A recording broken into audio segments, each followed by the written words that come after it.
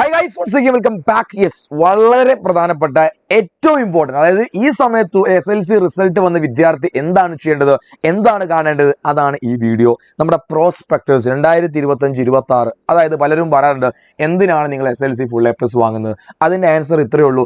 +1 നിങ്ങൾക്ക് ഇഷ്ടമുള്ള സബ്ജക്റ്റ് ഇഷ്ടമുള്ള സ്കൂളിൽ ആദ്യമേ നേടുക. ഇതാണ് +1 റിസൾട്ട് ഗുണം. അത് ചെയ്യാൻ വേണ്ടി പോകുന്ന പ്രോസസ്സാണ് ഞാനിപ്പോൾ ഡിസ്കസ് ചെയ്യാൻ വേണ്ടി വന്ന പ്രോസസ്. ഇതിൽ എന്താണ് ഈ പ്രോസ്പെക്ട് 2025-26 പറയുന്ന കാര്യങ്ങൾ, ആ ഫോം എങ്ങനെയാണ് നമ്മൾ ഫില്ല് ചെയ്യുക, പ്രധാനപ്പെട്ട ഈ 2 കാര്യങ്ങൾ ഈ വീഡിയോയിൽ ഞാൻ പറയുന്നുണ്ട്. നിർബന്ധമായും ആദ്യം മുതൽ അവസാനം വരെ കാണുക, ശ്രദ്ധയോടുകൂടി കേൾക്കുക. ഒരുപാട് സംശയം നിങ്ങൾക്ക് ഉണ്ടാവും, അതൊക്കെ ക്ലിയർ ആയുള്ള പരിഹാരവും ഞാൻ പറയുന്നുണ്ട്.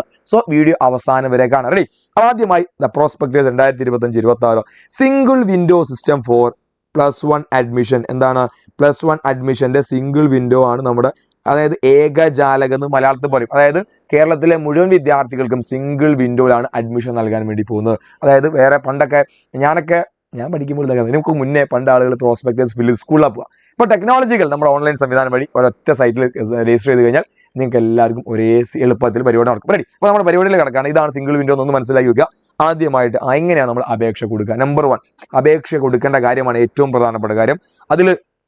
ഇതിൽ കുറേ കാര്യങ്ങൾ പറയുന്നുണ്ട്. അതൊന്നും നമുക്ക് വേണ്ടാത്ത കുറേ കാര്യങ്ങളൊക്കെ, അതൊന്നും ഞാൻ ആഡ് ചെയ്തിട്ടില്ല.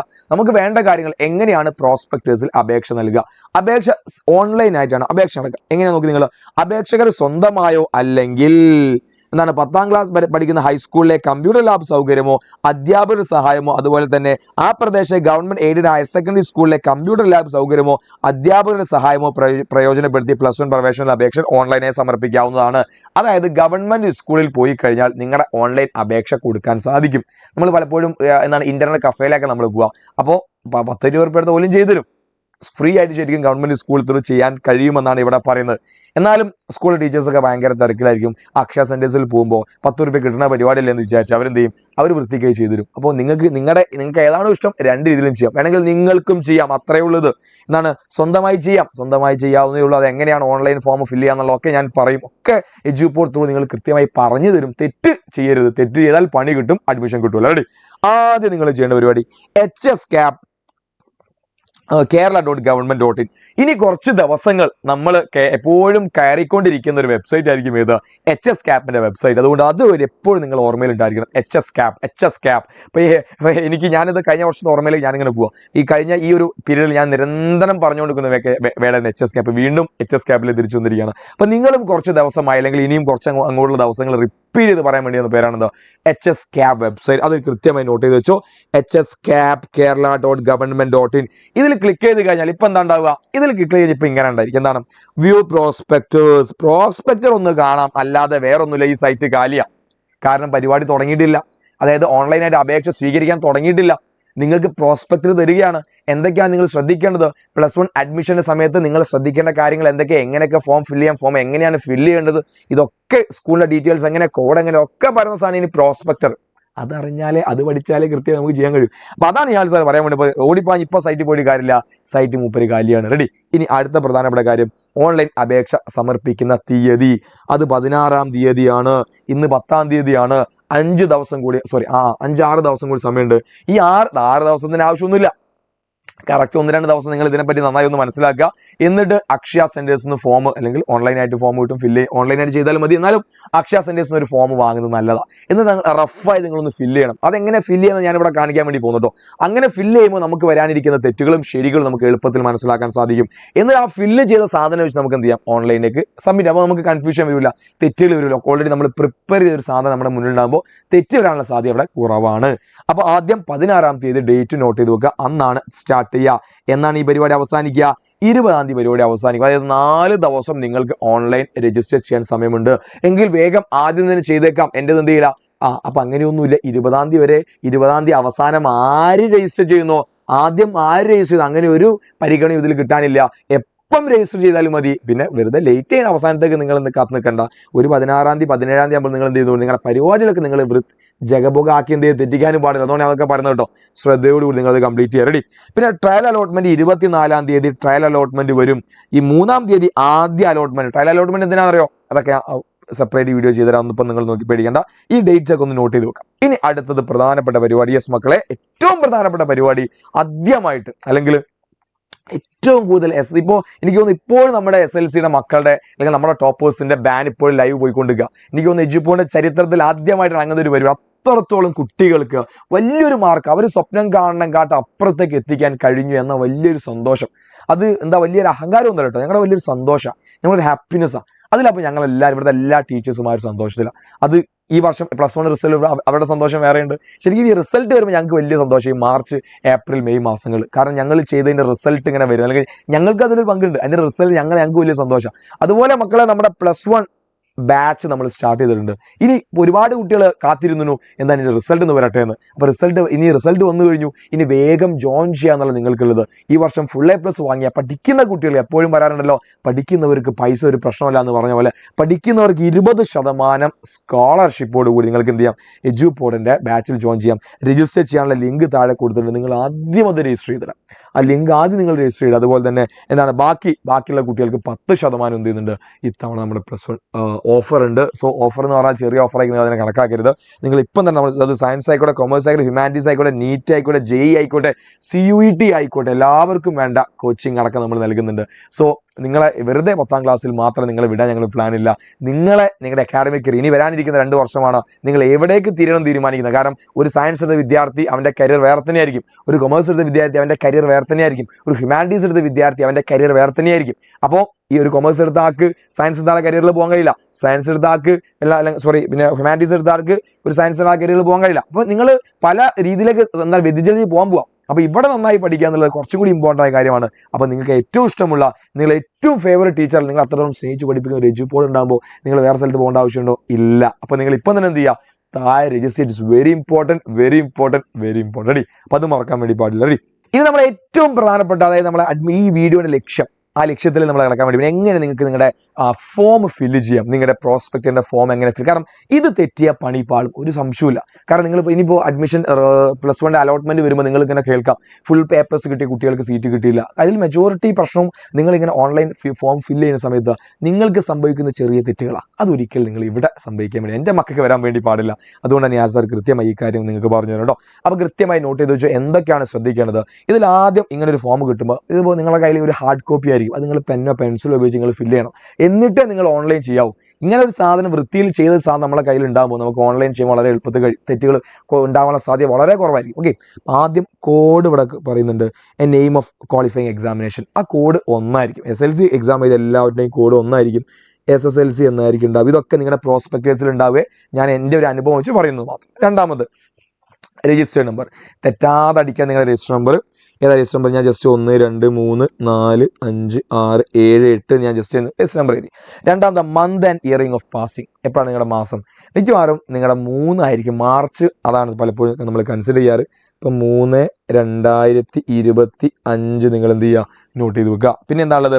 Code and name of school in which applicant studied SSLC or equivalent examination. അതായത് നിങ്ങൾ ഈ വർഷം SSLC എക്സാം എഴുതി അല്ലെങ്കിൽ നിങ്ങൾ പഠിച്ച സ്കൂളിൻ്റെ ഒരു കോഡ് എഴുതാനുണ്ട്.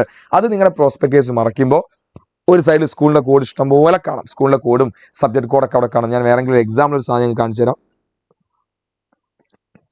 ഇതാ ഇങ്ങനെ ഒരു സാധനം ഉണ്ട്. ഇങ്ങനെ സാധനം നോക്കി കഴിഞ്ഞാൽ സ്കൂൾ കോഡ് ഇവിടെ കാണാം. ഇതാണ് സ്കൂളിൻ്റെ കോഡ്. ഓക്കെ, ഇപ്പോൾ ഒരാൾ പഠിച്ചത് government Ganapat girls higher secondary Chalappuram Kozhikode പഠിച്ച കുട്ടിയാണെങ്കിൽ ആ സ്കൂളിൻ്റെ കോഡ് എന്താ എഴുതേണ്ടത്?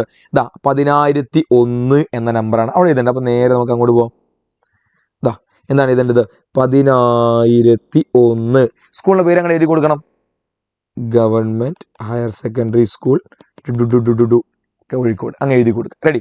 രണ്ടാമത് whether pass in board examination. തോറ്റതാണോ ജയിച്ചതാണോ? ജയിച്ച സാറേ. അപ്പോൾ യെസ് അങ്ങോട്ട് കൊടുക്കാം. പിന്നെ name of the application block letter. Block എന്ന് പറഞ്ഞാൽ എന്താ? ബ്ലോക്ക് ഉണ്ടാക്കാനല്ല, ചളി അടിച്ചാൽ കേട്ടോ. എന്താ നല്ല ക്യാപിറ്റൽ ലെറ്റർ എഴുതി കൊടുക്കാം. അപ്പോൾ ഞാൻ എൻ്റെ പേര് എഴുതാം, നിഹാൽ സി. ഓക്കെ, പിന്നെന്താ? ആധാർ നമ്പർ. അപ്പോൾ കൃത്യമായി ആധാർ നമ്പർ എന്ത് ചെയ്യുക? നിങ്ങൾ ആധാർ നമ്പർ തെറ്റിക്കാതെ 12 നമ്പറില്ലേ അതങ്ങ് എഴുതി കൊടുക്കുക. ആധാർ നമ്പർ തെറ്റിക്കരുത്. ഇനി അടുത്ത സാധനം നോക്കുകയാണെങ്കിൽ ജെൻഡർ മെയിൽ ഓർ ഫീമെയിൽ. ഞാൻ മെയിലാണ്. Category and name code. അടുത്തത് നിങ്ങൾ ഏത് കാറ്റഗറിയിൽ വരുന്ന ആളാണ്. ഇത് നിങ്ങൾ എവിടെ നോക്കി എഴുതണം? നിങ്ങൾക്ക് കിട്ടിയ പ്രോസ്പെക്ടേഴ്സ് നിങ്ങൾ OBC ആണോ, നിങ്ങൾ പിന്നെന്താ OEC ആണോ, അല്ലെങ്കിൽ മറ്റതർ കാറ്റഗറി വരുന്ന SC ആണോ ST ആണോ, ഓരോരുത്തർക്കും ഓരോ കോഡുണ്ട്. ആ കോഡാണ് ഇവിടെ എഴുതുന്നത്. കാറ്റഗറി എഴുതണം. ആ കോഡ് OBC ആണെങ്കിൽ OBC എന്ന് എഴുതുക, അതിൻ്റെ കാറ്റഗറി. ഇനി വെദർ എന്താണ് EWS റിസർവേഷൻ, എന്താണ് എക്കണോമിക് വൈസ് റിസർവേഷൻ ഉണ്ട്. നിങ്ങൾ അതൊക്കെ നിങ്ങൾക്ക് നിങ്ങളുടെ പാരൻസിനോട് ചോദിച്ചറിയാം. അത് നിങ്ങൾ എക്കണോമിക്കലി അതിനുള്ള റിസർവേഷനുള്ള ആൾക്കാരാണോ അല്ല ആണെങ്കിലും നിങ്ങൾ എന്ത് ചെയ്യാം, യെസ് കൊടുക്കുക. ഇനി കാസ്റ്റ് ആൻഡ് റിലീജിയൻ, ഏതാണ് മതം ഏതാണ് റിലീജിയൻ അല്ലേ. അപ്പോൾ അത് നിങ്ങൾക്ക് നിങ്ങളുടേതാണ്, അത് ഇൻഡിവിജ്വലി വ്യത്യസ്തമായ കാര്യമാണ്. അതൊന്നും ഞാൻ ഇവിടെ മെൻഷൻ ചെയ്യുന്നില്ല. നിങ്ങളെ കാസ്റ്റ് ഏതാണോ അത് നിങ്ങളുടെ റിലീജിയൻ. അപ്പോൾ ഫോർ എക്സാമ്പിൾ ഞാൻ നോക്കുകയാണെങ്കിൽ എന്താ, ഇസ്ലാം മാപ്പിള എന്നായിരിക്കും, അല്ലെങ്കിൽ ഇസ്ലാം മുസ്ലിം ഒക്കെ നമ്മൾ കൊടുക്കാറുണ്ട് അല്ലേ. ഇനി ഡേറ്റ് ഓഫ് ബർത്ത് അത് കൃത്യമായി കൊടുക്കുക. എന്താണ് 22/12/1000 എത്ര ആയിരിക്കണം, ഞാൻ 900, ബാക്കി നിങ്ങൾ ഗസ് ചെയ്തോ. രണ്ട് നെയിം ഓഫ് മദർ, ഉമ്മയുടെ പേര് അമ്മയുടെ പേര് എഴുതി കൊടുക്കുക. നെയിം ഓഫ് ഫാദർ എഴുതി കൊടുക്കുക. നെയിം ഓഫ് ഗാർഡിയൻ, എന്തിനാണ് ഗാർഡിയൻ കൊടുക്കുക? ചിലപ്പോൾ അച്ഛന് മരിച്ച ആളുകളായിരിക്കും, അല്ലെങ്കിൽ നിങ്ങൾ വേറെ ഏതെങ്കിലും സ്ഥലത്ത് പഠിക്കുന്ന ആൾക്കാരായിരിക്കാം. ചിലപ്പോൾ അച്ഛനും അമ്മയുള്ള തിരുവനന്തപുരമൊക്കെ, നിങ്ങൾ പഠിക്കുന്ന കോഴിക്കോടായിരിക്കും. അപ്പോൾ അങ്ങനെയൊക്കെ നിങ്ങൾക്ക് ലോക്കൽ ഗാർഡിയൻ ഉണ്ടാവും. ഇതൊക്കെ ഒരു ഓപ്ഷനാണ്. എന്നാലും നിങ്ങൾ ആ ഗാർഡിയൻ്റെ പേര് എന്താ വെച്ചാൽ, ഇനി അച്ഛനാണെങ്കിൽ ആ സെയിം എന്താ മതി, പേര് അവിടെ കൊടുത്താൽ മതി. റെഡി. ഇനി whether the applicant belonging to OEC, അതാണ് അതർ എക്കണോമിക് ക്ലാസ്സിൽ ഉൾപ്പെടുന്ന ആളാണെങ്കിൽ എന്താണ് യെസ് ഓർ നോ, അത് നിങ്ങൾ നോക്കുക. അതുപോലെ ചെയ്യാം. Whether the applicant belongs to linguistic minority, ഭാഷാപരമായി നിങ്ങൾ പിന്നോക്കം നിൽക്കുന്ന ആളാണോ. അതൊക്കെ ചില കാറ്റഗറീസ് ഉണ്ട്. ആരൊക്കെയാണ് ഈ ഭാഷാപരമായി പിന്നോക്കം നിൽക്കുന്ന ആളുകൾ ഉണ്ടെങ്കിൽ ഇടുക, അല്ലെങ്കിൽ നോ ഇടുക. ഇനി ആണെങ്കിൽ ഏത് ലാംഗ്വേജ് ആണെന്നുള്ളത്, ചില ഭാഷകൾക്ക് നമ്മുടെ കേരളത്തിലെ ചില ഭാഷകൾ നമ്മൾ എന്ത് കൊടുക്കുന്നുണ്ട്, പിന്നെ ചില റിസർവേഷൻ കൊടുക്കുന്നുണ്ട്. അതാണ് അവിടെ ചോദിക്കുന്നത്. ഇനി വെദർ ദ അപ്ലിക്കേഷൻ ഡിഫിക്കൽട്ലി ഏബിൾഡ്, നിങ്ങൾക്ക് എന്തെങ്കിലും അംഗവൈകല്യമുള്ള ആളുകളാണോ. എന്താണ് ഒപ്റ്റോമെട്രിക്കലി ചാലഞ്ച്, കാഴ്ചയുടെ പ്രശ്നങ്ങളുണ്ടോ. ഒപ്റ്റോമെട്രി എന്ന് പറയുന്നതാ ഇതല്ലേ, ഡെഫ് അല്ലല്ലോ, ബ്ലൈൻഡ് അല്ല, ഡെഫ് അല്ല.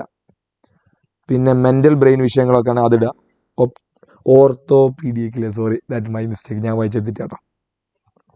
ഓക്കെ. അപ്പോൾ നിങ്ങൾക്ക് ഇങ്ങനെ എന്തെങ്കിലും അംഗപരിമിതമായ പ്രശ്നങ്ങൾ ഉണ്ടെങ്കിൽ, അല്ലെങ്കിൽ ബ്ലൈൻഡ് ആണ്, അല്ലെങ്കിൽ ഡെഫ് ആണ്, അല്ലെങ്കിൽ മെൻ്റൽ ഓർ ബ്രെയിൻ ഇഷ്യൂസ് ഒക്കെ ഉണ്ടെങ്കിൽ, അങ്ങനെ ഒന്നും ഇല്ലാതിരിക്കല്ലേ, ഉണ്ടെങ്കിൽ നിങ്ങൾക്ക് എന്ത് ചെയ്യാം, റിസർവേഷൻ ഉണ്ടാട്ടോ.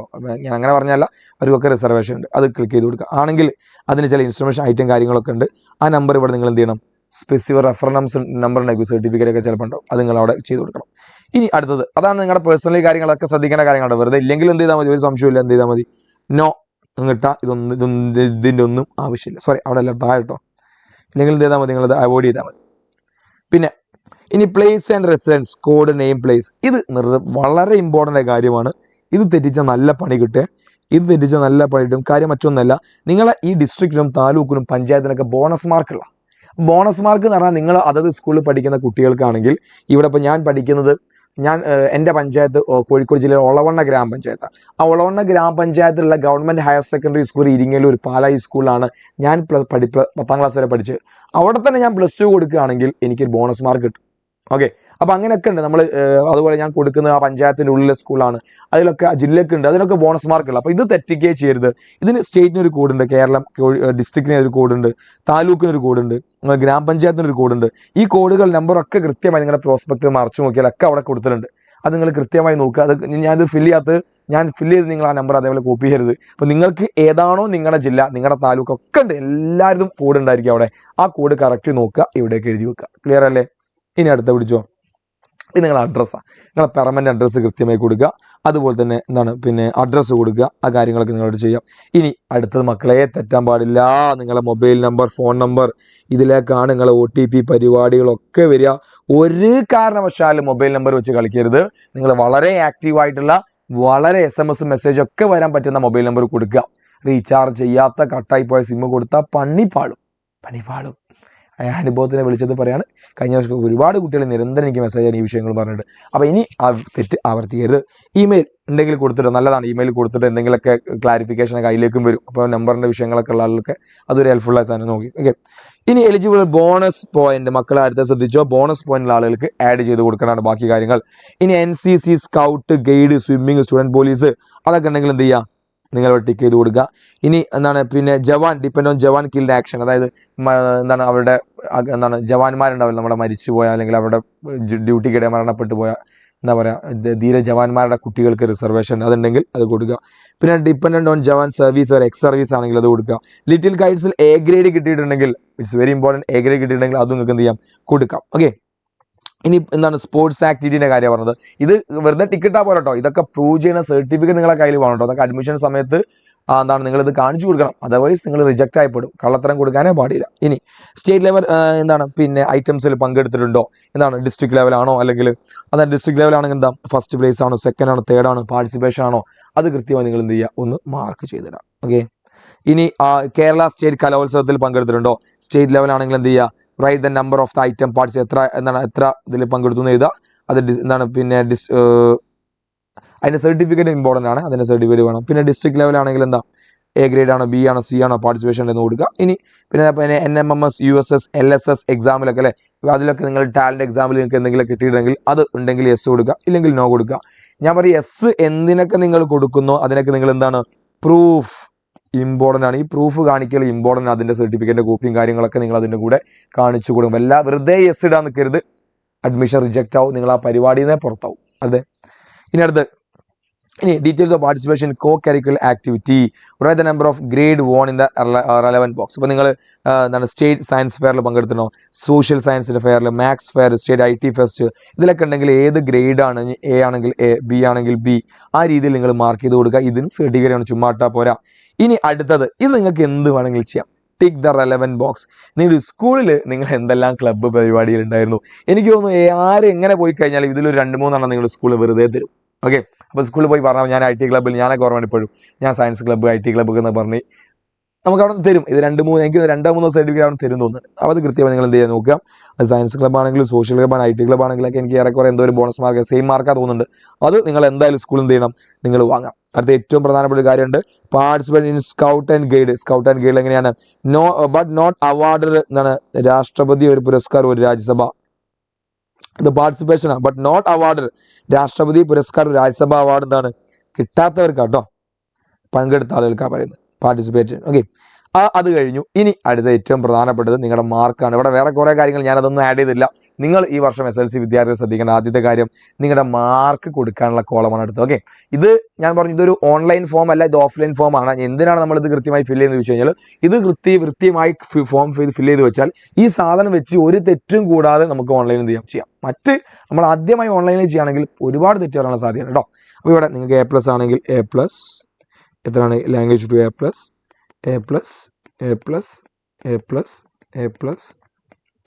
കറക്റ്റ് നിങ്ങളുടെ മാർക്ക് എത്ര കിട്ടി വെച്ചാൽ ആഡ് ചെയ്ത് കൊടുക്കാം. ഓക്കെ, റെഡി അല്ലേ? ഇനി B+ ആണെങ്കിൽ B+, അത്ര വെച്ചാൽ നിങ്ങളുടെ ഐഡിയ പോലെ തെറ്റാതെ മാർക്ക് അങ്ങ് രേഖപ്പെടുത്തി കൊടുക്കുക. റെഡി? അടുത്ത പിടിച്ചോ, ഈ ഏറ്റവും ഇമ്പോർട്ടൻ്റ് അടുത്ത പരിപാടി, സ്കൂളുകൾ കൊടുക്കുക എന്നുള്ളത്. ഇവിടെയാണ് പലർക്കും തെറ്റ് പറ്റുക. നമ്മൾ ഒന്നും നോക്കില്ല, അങ്ങ് കുറച്ച് സ്കൂൾ അങ്ങോട്ട് കൊടുക്കും, അവസാനം എവിടെയും കിട്ടൂല.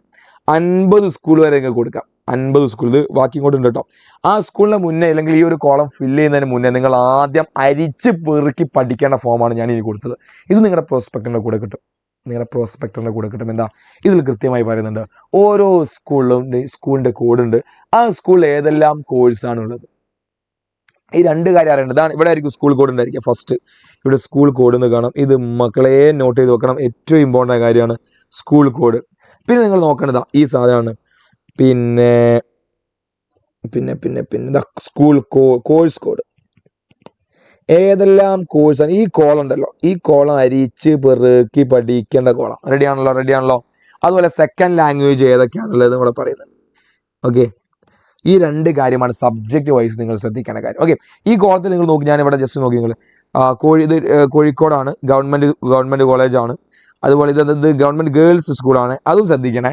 അവസാനം ഗേൾസും മിക്സഡ് സ്കൂൾ ആഗ്രഹിക്കുന്ന ആളുകൾ ഗേൾസിനും ബോയ്സിനും കൊടുക്കരുത്. ഇനി ബോയ്സ് എന്ത് ചെയ്യരുത്, ഗേൾസ് സ്കൂളിൽ പോയി കൊടുക്കാൻ നിൽക്കരുത്, കിട്ടൂല. ഓക്കെ, അപ്പോൾ അതൊക്കെ നിങ്ങൾ ശ്രദ്ധിക്കാം. ഇനി അടുത്ത സബ്ജക്ട് കോഡാണ്. ഈ സ്കൂൾ ഏതൊക്കെ സബ്ജക്റ്റ് ഉണ്ട് നമ്മൾ അറിയണ്ടേ, അതാണ് ഇവിടെ നിങ്ങൾക്ക് 1, 10, 34, 39 കാണാം. അവിടെ സയൻസ്, കൊമേഴ്സ്, ഹ്യൂമാനിറ്റീസ് ഒന്നും അല്ല കൊടുത്തത്, അത് നിങ്ങൾ ശ്രദ്ധിക്കണം. ആ കോഡാണ് നിങ്ങളുടെ സബ്ജക്റ്റ് ഏതാണെന്നുള്ളത്. അപ്പോൾ അടുത്ത പേജ് മറിച്ചെങ്കിൽ എന്ത് കാണാം, ഇതുപോലെ സബ്ജക്ട് കോഡുകൾ കാണാം. നിങ്ങൾ ഒന്ന് എന്താ, ഒന്ന് സയൻസ് ആണ്, ഏതാന്നുള്ളത് ഫിസിക്സ്, കെമിസ്ട്രി, ബയോളജി, മാത്തമാറ്റിക്സ്. മക്കളെ ശ്രദ്ധിക്കണം, അതായത് ഇപ്പോൾ സയൻസ് പഠിക്കാൻ ആഗ്രഹിക്കുന്ന കുട്ടികൾ ഫിസിക്സ്, കെമിസ്ട്രി, ബയോളജി, മാത്സ്. ഇത് കമ്പ്യൂട്ടർ സയൻസ് അല്ല കേട്ടോ. കമ്പ്യൂട്ടർ സയൻസ് എന്തുണ്ടാവില്ല, ബയോളജി ഉണ്ടാവില്ല. പല കോമ്പിനേഷൻ അങ്ങോട്ടും ഇങ്ങോട്ടും മാറും. അടുത്ത കോമ്പിനേഷൻ നോക്കി, നമ്പർ 2 ഏതാ?